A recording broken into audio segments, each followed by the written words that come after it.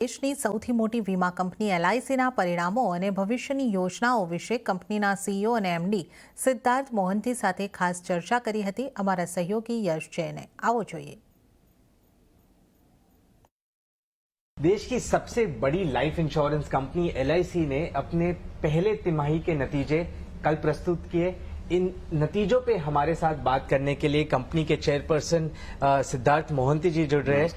बहुत शुक्रिया हमें आज समय देने के लिए, इस इंटरैक्शन के लिए।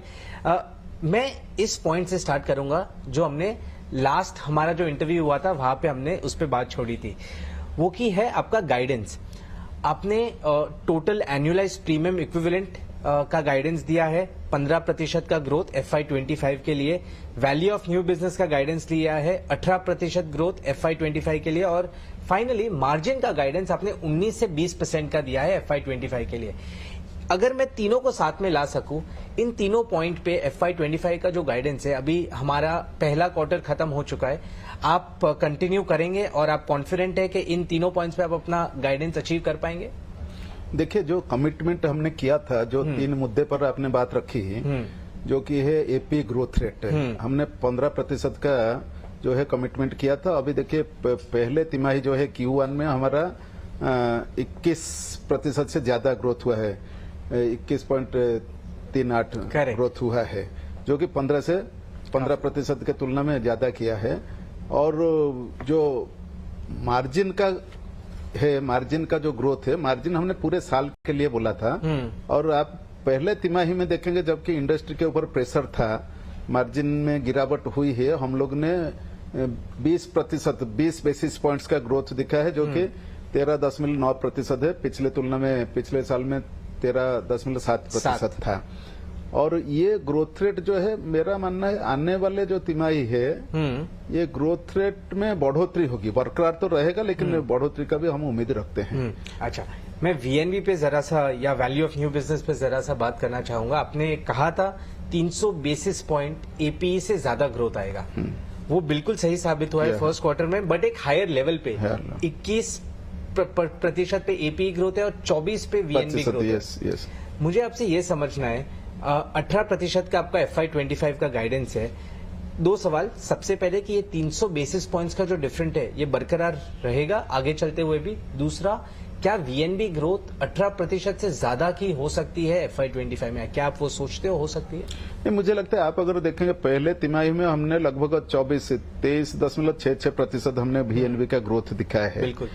और हमने कमिटमेंट किया था जो मार्जिन का, मार्जिन अगर आप देखेंगे पिछले मार्च में 16.8% मार्जिन था, वीएनबी मार्जिन।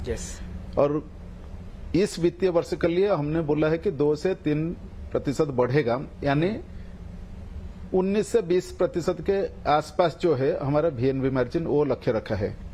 अगर समझा जाए कि अगले 2 से 3 महीने में कॉम्पोजिट इंश्योरेंस आता है जो आपको अलाउ करेगा हेल्थ इंश्योरेंस में जाने के लिए, तो क्या ये वित्तीय वर्ष FY25 में आप ये एक्विजिशन जो है इसका अनाउंसमेंट और कमेंसमेंट कर पाओगे? देखिए, हम लोग पहले भी बताया कि हेल्थ इंश्योरेंस स्पेस में LIC आएगी, और उसके लिए हम लोग जो भी हमारे पास जो अपॉर्चुनिटी है उसके ऊपर काम कर रहे हैं। और हम चाहेंगे कि कोई stand alone health insurance company जो है उसमें एक स्टेक खरीदा जाए। चालू वित्तीय वर्ष में मुझे लगता है कि उसको हम लोग जो है पूरा होगा जो एक्विजिशन। ओके, एक ही इंपॉर्टेंट ट्रिगर रहेगा। आखिरी सवाल पूछना चाहूंगा, आईडीबीआई बैंक के डाइवेस्टमेंट के लिए ऑफ कोर्स आरबीआई का फिट एंड प्रॉपर स्टेटस हमने आते हुए देखा पिछले हफ्ते। आप भी अपना कुछ हिस्सा इसमें डाइवेस्ट करेंगे, एलआईसी का हिस्सा जो आईडीबीआई बैंक में है। मुझे ये समझना है आप कितना हिस्सा डाइवेस्ट करने के लिए फर्स्ट ट्रांच में रेडी रहेंगे।